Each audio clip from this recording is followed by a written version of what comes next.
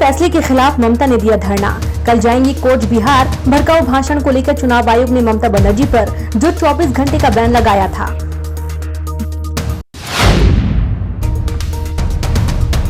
बंगाल चुनाव में अमित शाह को घुसपैठिए याद आ गई। उन्होंने कहा कि बंगाल के गरीब का चावल घुसपैठिए ले लेते हैं।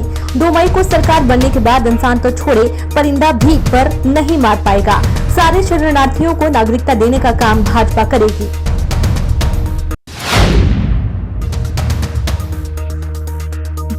राजद नेता तेजस्वी यादव ने कहा है कि ममता को लेकर चुनाव आयोग का यह फैसला असंवैधानिक और अलोकतांत्रिक है।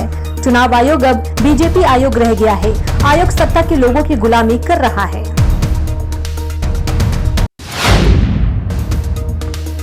उत्तर प्रदेश सरकार ऐसा कानून ला रही है जिसके तहत उत्तर प्रदेश में अगर अपने माता पिता की सेवा उनके बच्चों ने नहीं की तो अब वे संपत्ति के उत्तराधिकारी नहीं हो सकेंगे। राजधानी दिल्ली भी एक बार फिर कोरोना महामारी की चपेट में आ गई है। इस बीच अरविंद केजरीवाल ने मांग की कि सरकार को सीबीएसई की परीक्षा स्थगित कर देना चाहिए।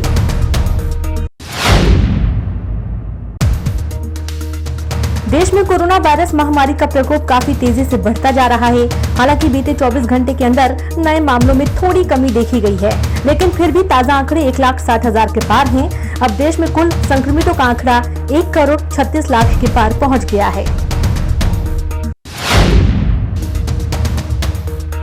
कोचिंग सिटी कोटा में फिर स्टूडेंट्स पर कोरोना का साया। मेडिकल कॉलेज में मिले 24 पॉजिटिव मामले।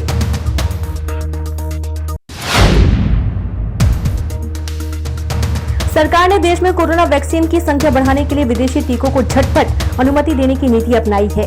केंद्र ने आज कहा कि उन विदेशी कोविड वैक्सीन को भारत में आपातकालीन उपयोग की मंजूरी देने की प्रक्रिया तेज की जाएगी, जिनका विदेशों में इस्तेमाल किया जा रहा है।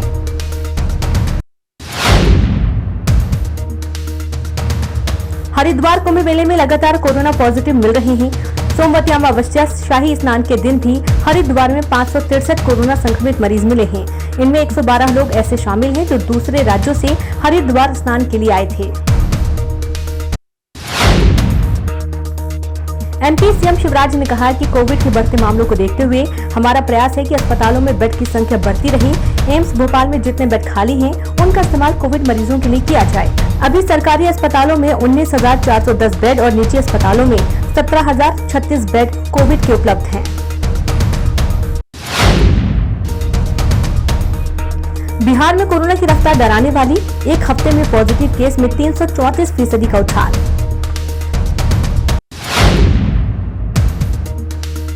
कोरोना की सुनामी के बीच छत्तीसगढ़ में डॉक्टर अंबेडकर अस्पताल के जूनियर डॉक्टर हड़ताल पर चले गए हैं। जूनियर डॉक्टरों की हड़ताल से मरीजों की मुश्किलें बढ़ सकती हैं। डॉक्टरों का आरोप है कि अस्पताल में बुनियादी सुविधाएं भी नहीं हैं।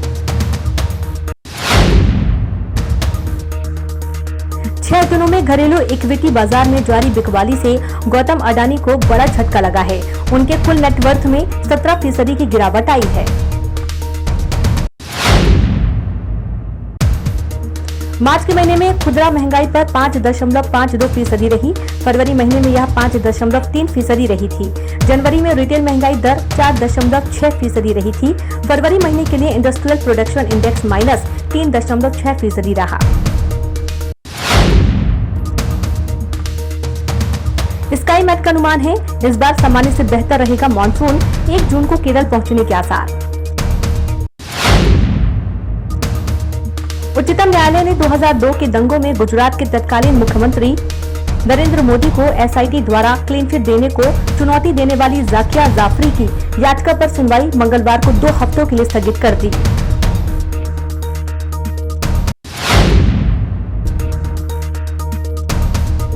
ऑस्ट्रेलिया के स्वास्थ्य मंत्री ने इस्तीफा दे दिया है। उनका कहना है कि ज्यादा कामकाज करने से उन्हें लगातार स्वास्थ्य संबंधी समस्या रहने के चलते वह कोरोना वायरस महामारी से निपटने में देश की मदद करना जारी नहीं रख सकते हैं।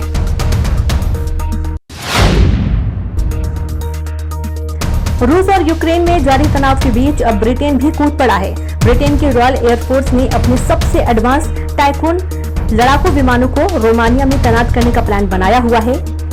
ब्रिटिश आर्मी के चीफ ने बताया कि ये विमान काला सागर के आसपास के इलाकों में आसमान की निगरानी करेंगे।